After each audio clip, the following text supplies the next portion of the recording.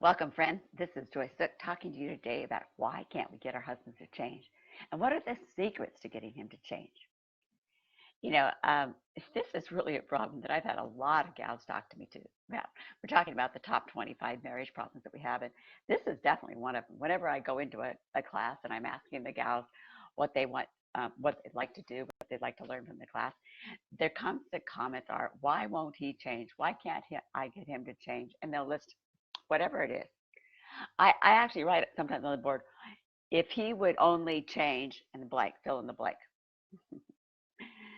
So many times we get married, even as young brides, and we get married and we think, oh, when we get married, I'll change this. I don't really like it about him, but I'll change it. That was me. I mean, I married my husband in my mid 20s, and he was smoking. He was a smoker at the time, and I didn't know quite what to do about it. So I decided just to keep quiet and not say anything. He was smoking when I met him. I didn't like it, but I don't know. I just wasn't going to say anything about it. And lo and behold, 2 years later, my husband, he changed. Not because I nagged or did anything about it, but because his voice instructor told him, uh, he was a music education major at Penn State. His voice instructor told him that it would harm his voice and he wouldn't be able to sing as well. So he decided to change.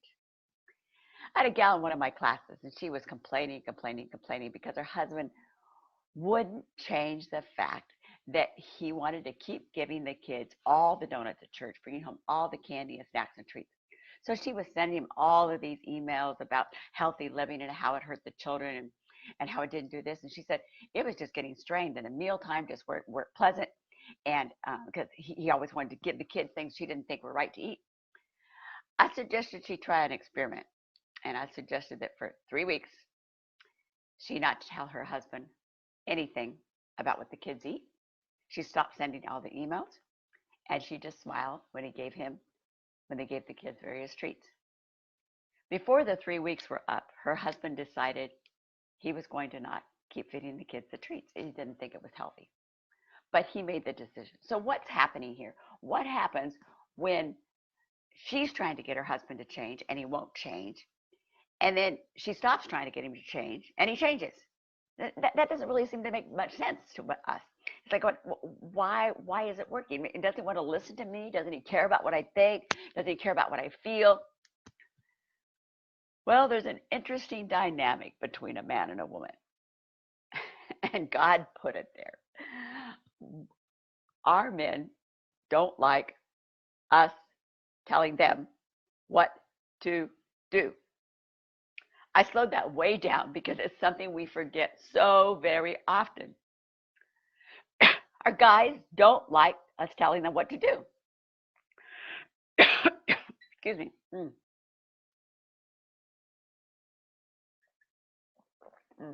I hope you grab a cup of your favorite drink. Mine's my hot coffee, chocolate mocha coffee. I make it myself because I put mix and I put almond milk in it. And in the summer, I put it over ice, and I love it. So what's your favorite coffee? This is a fun thing today, just for fun. What's your favorite coffee? Or do you drink coffee? Or how do you drink your coffee? Just for fun. What's your favorite coffee today? Okay. What's your favorite coffee? That's my fun thing. So our guys don't want us to tell them what to do or how to change. I give some various examples in my books, 12 Keys for Married Success. And one of the ones I like the most that a lot of gals can relate to, and I talk about it too when I speak, is guys will leave their socks, their dirty clothes, wet all over the bedroom floor, just kind of a trail between wherever they came in the door and wherever they get to where they're going to be taking all their clothes off, whether it's in front of the shower or the tub, or they're going to change in the bedroom closet. So they just leave this trail. And so I've asked gals, what do you do? Well, I tell them I'll pick up the socks. I said, I'm teaching the kids to pick up the socks. Why can't my husband pick up the socks? Scary, guys. He's not setting a good example for the children. This is where we run into a problem. Again, our guys don't want us telling them what to do. God put this part in them to be the leaders and the head of our households. It wasn't something that society inbred in them. I don't believe. It's something that God put in them. God put in them to lead and to be in charge. Now, with those socks and counter telling what to do, some of the things that responses you might get is your guy might totally ignore you and just keep doing it. That's a common response. He might yell back at you. Sorry, I don't know what's happening here. I was out working in the bushes today. Tried to prune some things, and maybe I got a little bit of allergy thing going on, so excuse me. I really do apologize for that. But so they might just ignore you. They might yell at you because you're trying to tell them what to do. Some guys will accuse you of doing all kinds of things. Well, why don't you do this? I've asked you to do this and this, and you don't do that. And let me get back to that one in a minute.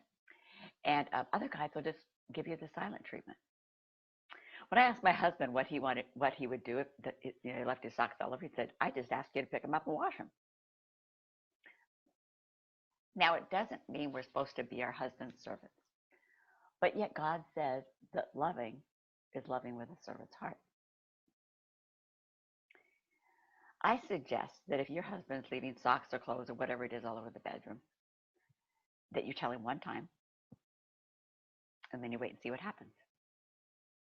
Guys will do all different kinds of things. Sometimes they'll just leave them there and let them all pile up.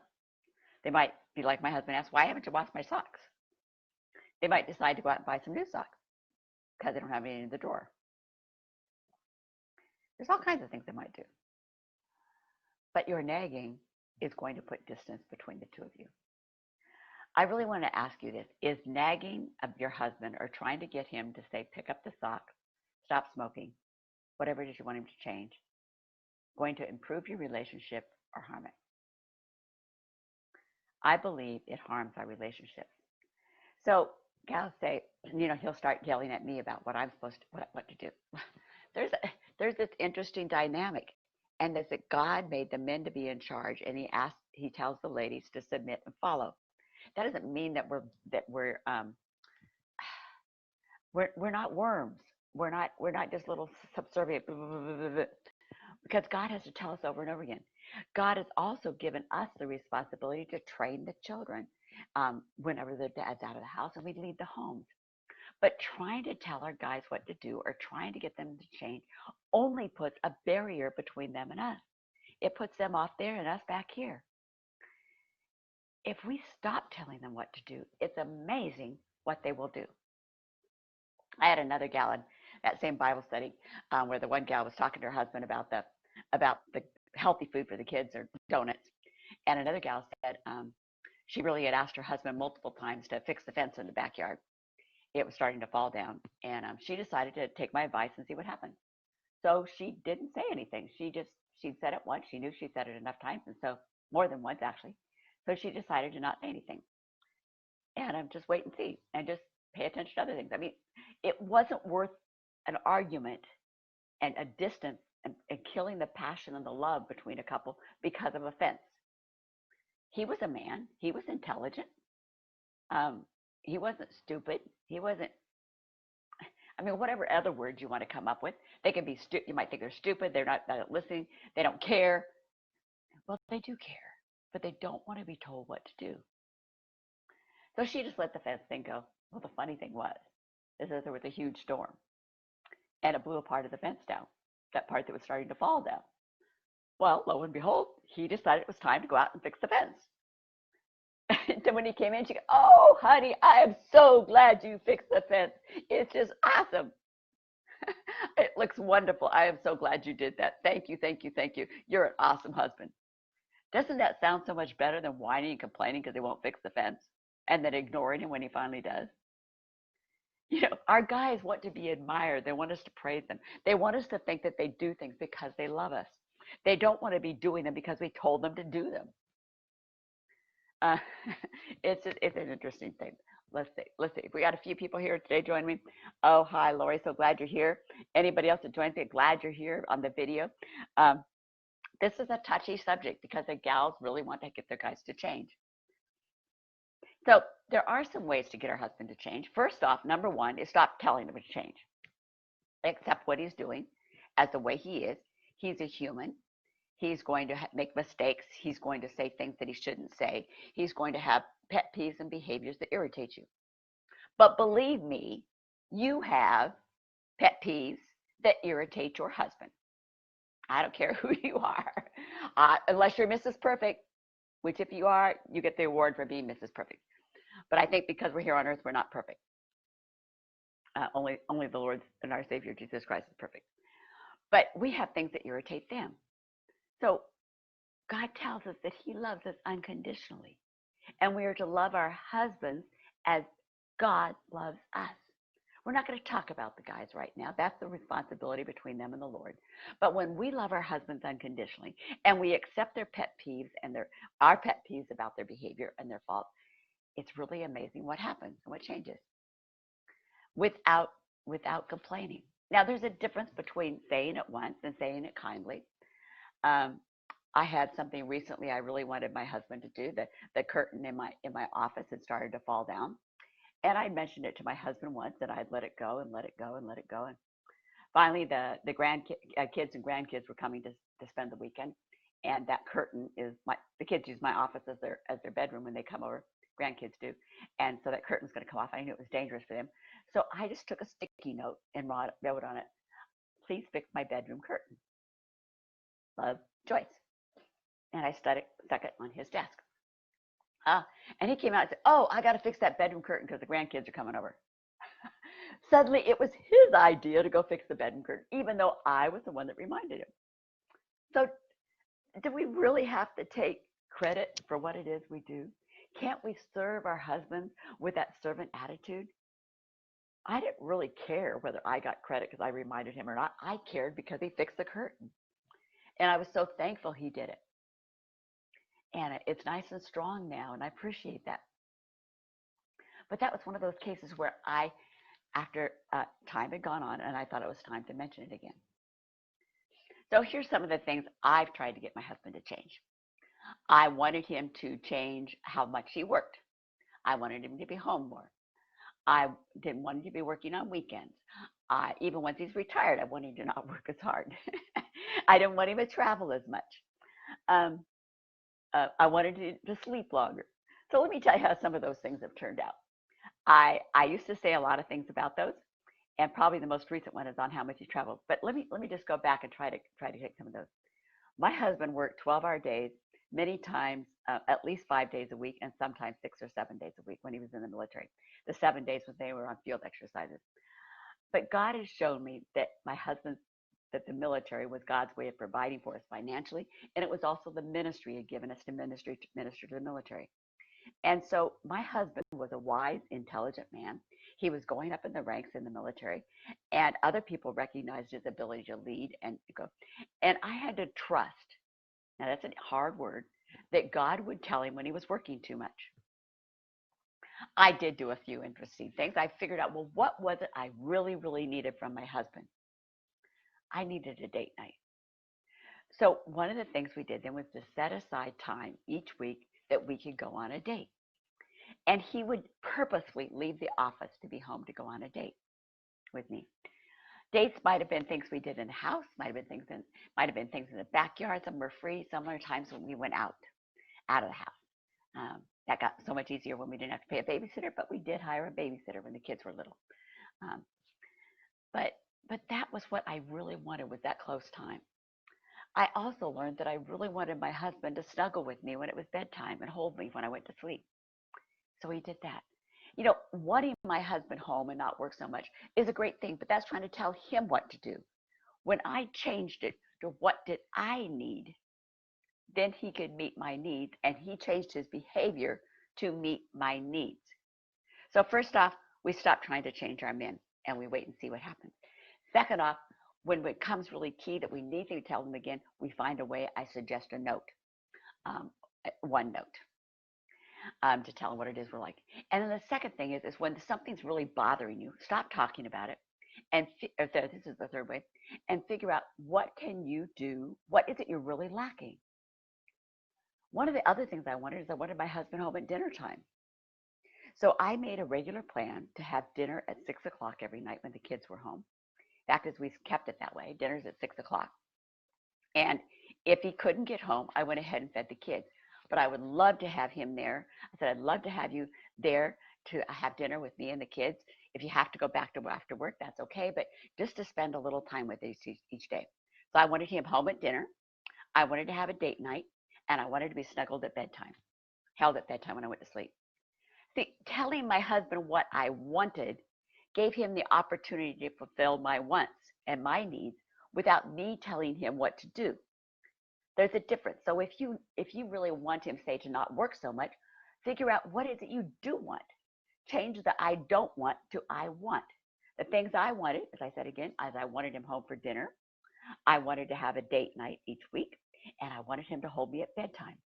Now, those things actually made my husband change his behavior. He put our date night on his calendar, and he would leave the office early enough to get home to me for a date. He also made it a point of being home for dinner most nights whenever he could. And I said, if you're not home for dinner at 6, I'll keep the dinner warm until we're all over, until dinner's over with the kids, and then I'll put it away in the refrigerator, and you can heat it up in the microwave. And he made it a point that whether he came to bed when I went to bed or he came to bed later, he held me because I wanted to be held. So what do you want instead? So one way is to not tell him and just see what happens. One way is to tell him once what happens and see what happens. See if what changes with that. Let him take the consequences of whatever doesn't happen. And then instead of telling what you don't want, tell him what you do want. One of the other other ways we can do this is I wanted my husband not to work so much in the evening and to spend more time with me. My phone and my computer were my enemies in this regard. Because my husband wasn't out there sitting and watching TV with me or sitting and reading, I picked up my phone or got my computer in my lap and started working on them. And my husband's comments were, well, you're working. Why shouldn't I be working? Good question. You know that do unto others as you'd have them do unto yourselves. Love others as you'd have them love you. Yeah, I had to stop working in the evening. It was hard because I had a lot of work I wanted to get done. It meant that I needed to stop before dinner from my particularly once we've retired now the last 10 years, stop my business work and get my housework done before dinner so I could have the evenings to relax with my husband. Once my husband saw me out there relaxing, he decided he was going to do it too. I didn't have to tell him again. I had to make the change to change my behavior to do what I wanted us to be doing. Another gal wanted her husband to start a Bible study, and he wouldn't start a Bible study, and he wouldn't start a Bible study, he wouldn't start a Bible. And but then she told me too that they were yelling all the time, yelling at each other. So as she started listening to him and not yelling and going to face him face to talk, I asked her, said, so what's happening with the yelling? She says, well, it stopped. She says, and he started a Bible study. He's having us do a Bible study with ourselves, and he invited our parents over to come join us. It's amazing when we stop trying to get our guys to change, they take the leadership. God instilled in them this desire and this innate ability and role to lead. That doesn't mean that we don't lead. When my husband leaves for long periods of time, I'm in charge. In the military, we call it being second in command, or the one you're in charge until the boss comes home again. And my husband totally delegates this to me and feels like it's absolutely what I'm supposed to be doing. So this is another way is telling your husband what it is you want. And another way was to change what I wanted him to be doing, to do it myself first, to get my work done before dinner, to not work after dinner, because that's what I wanted for both of us. And now we usually both relax. Sometimes, every once in a while he has to go work, but most of the time he doesn't. Another thing is my husband and I are both authors, and he goes to a lot of book sales, and I go to quite a few too. I prefer to speak and sell my books there, but that's what doesn't always happen. But I love to do that. My husband goes away to more book sales than I feel comfortable going to. So at first I whined and complained to him about how many book sales he went. I just didn't like it. And then God had me up. Joyce, remember what you teach about not whining, complaining, and not trying to change your men, but letting God do the changing? I said, okay, Lord, what is it I'm supposed to get from this? And God showed me again that my husband and I are two different people. My main focus is working with women one-on-one, mainly in coaching, through this video teaching, and through speaking to women's groups. My husband's main focus is trying to get his books out there for the moms to buy or grandmas to buy for their young adult boys. They're boys 10 and up, because he's got an awesome, or teenage girls too, like him. He's got an awesome adventure mystery series for them. But he has to get out to them. So we have two different things that God really has called us to be doing. The blessing is that when I don't have something else to do and I don't feel like I'm too tired, I can travel with my husband, because our kids are grown and have their own kids. But I had to be willing to accept the fact that I wasn't always going to be able to travel with my husband, because I got too exhausted. I got too tired. I couldn't keep up with my own business. And so I had to be willing to be alone again. But then I found out there's some things I could do about that. I could make sure I got together with people every day, talk to a friend. I could make sure I got out several times a week. Today I'm going to lunch with a girlfriend, and I'm going to Bible studies tonight. My husband's gone this week, and I get a mastermind group, which is an online group that we get together every couple of weeks, and we talk and share our prayer needs and what we're doing. And I get together with people. But that was what I needed, was to make sure I got together with people, not always being out of the house with my husband. So that was another case where I had to change. Let me talk to you about one other thing about trying to get our guys to change. This is not always the easiest thing to talk about, but first off, I want to tell you that God has made man and woman equal in the sight of God, but he has given us different roles in the household. That doesn't mean that women can't be great leaders. I was president of the Protestant Women of the Chapel in Europe for a year, and I was leading I was the head leader for all of Europe, and so I traveled and I spoke and I led conferences, and I had the capabilities of definitely being a leader, being a great leader. I have led our home many, many times when my husband's been gone, because he's traveled for many years, half to a third of the time, and so I've been able to lead our home and manage that. So managing again while he's gone was something I could do. But that's when I'm in charge, is when he's gone.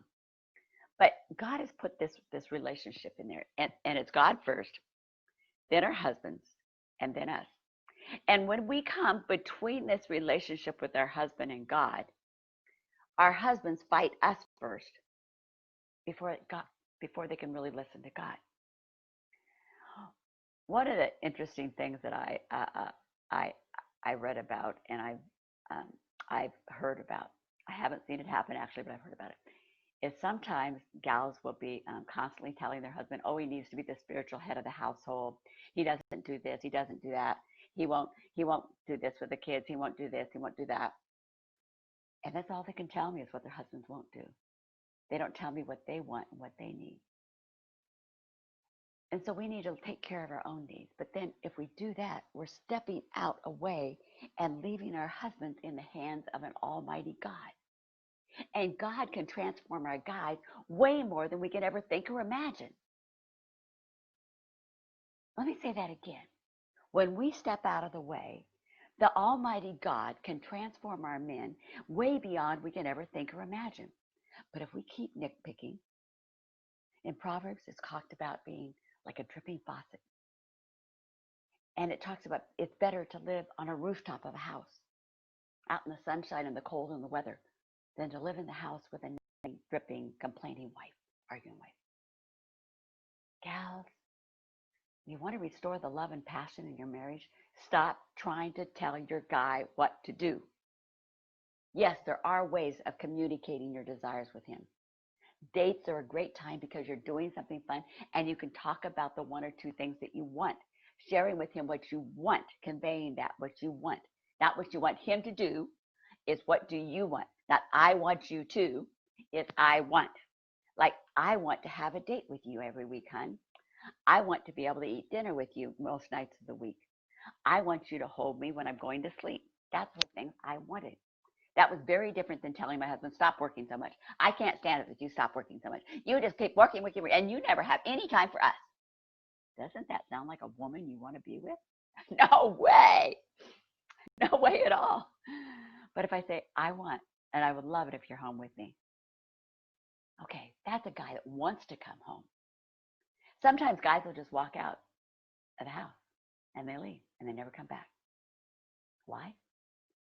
Because their wife's always trying to tell him what to do. He wants to be the man. He wants to be in charge. He wants to lead and provide and protect you, whether you see it or not. Some gals tell me, oh, but he won't do that. Probably because you're trying to take over. Not always, but most times. Most times he doesn't. Sometimes he's delegated to do.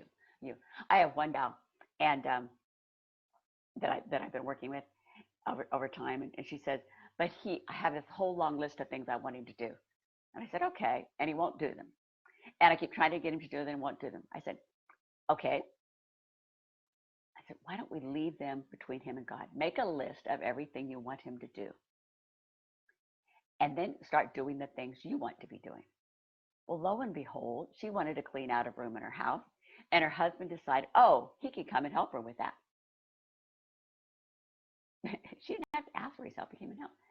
She decided that she wanted him to make a pond in the backyard. And so she went out and got all the supplies and all the things and got it all prepared for him. And then she looked at her calendar and saw a weekend Saturday when they weren't going to be busy doing something else. And she said, hon, I would love to help you with that pond this weekend. Do you have time to do that?